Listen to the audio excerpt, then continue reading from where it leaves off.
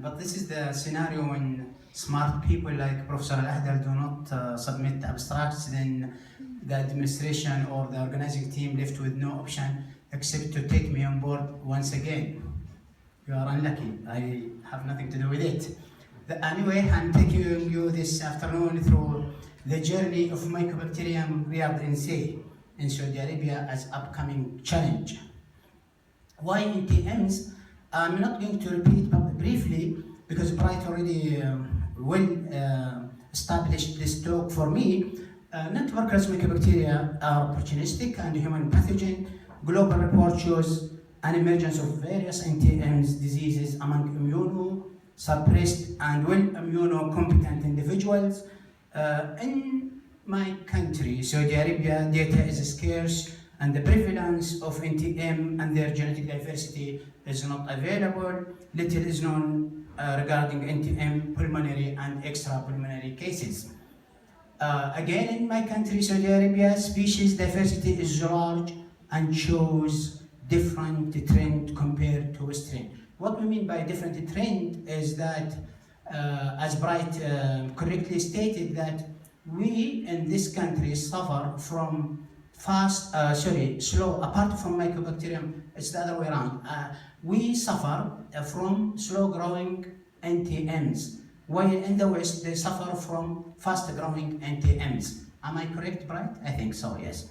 Large number of clinically relevant pulmonary cases shows high pathogenic potential of NTM. And when it comes to my champion, riyadhense, globally, only, as far as we know, only 8 cases have been identified, and guess what? 6 of them are from Saudi Arabia. And why we are bothered by NTMs? NTMs is crazy bugs and they behave differently, even though, for instance, here, this slide, Mycobacterium abscesses branched to 3 different species and also branched to Mycobacterium colony complex. But look at when it comes to treatment or antibiotic resistance. Mycobacterium riyadhense resistant to macrolides, while Mycobacterium boloti is sometimes resistant, sometimes susceptible. And Mycobacterium abscesses here is resistant to macrolide again. So we have to be very careful when we are dealing with NTMs as they behave differently. And here, I like the presence of Professor Rajka as an ID because I guess this should be eye-opening for clinicians not to treat any case as MTB, because this I'm going to show you that they treat riyadhense as MTB because when they send their isolates to the lab, the identification of isolates come back as MTB, but in the reality it is not MTB. So the aim was to gain insight into the nature and diversity of Mycobacterium riyadhense, and this is the approach we took.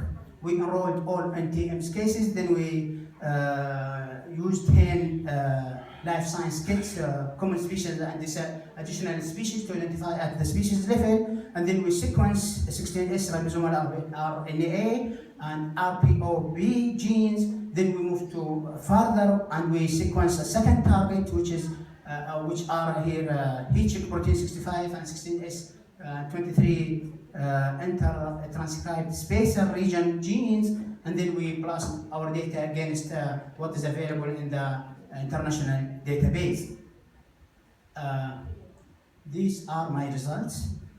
The national level of riyadhense has been explored for the first time in the country and explored by us. Within 18 months, and I think you will love it, 27 new cases of MTB, of Mycobacterium riyadhense were identified. Yet, our aim wasn't to identify riyadhense. We were looking at NTMs in general. Predominantly among Saudi national, riyadhense is now establishing itself as a common pathogen in the kingdom. And this was the first case identified in 2009. Why I'm showing this?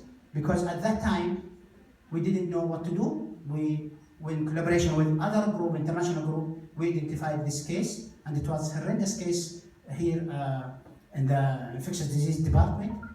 But since then, we established things here. All techniques are established in our unit, and we were able to identify all those isolates I just mentioned.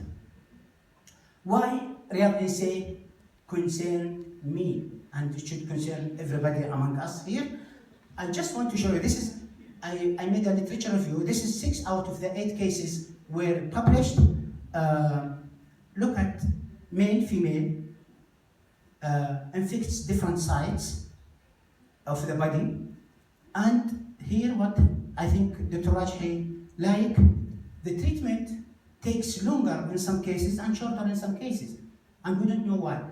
Is it because the bug behave in a crazy way, or because the interaction between human, the host, and the bug makes these differences? We don't know.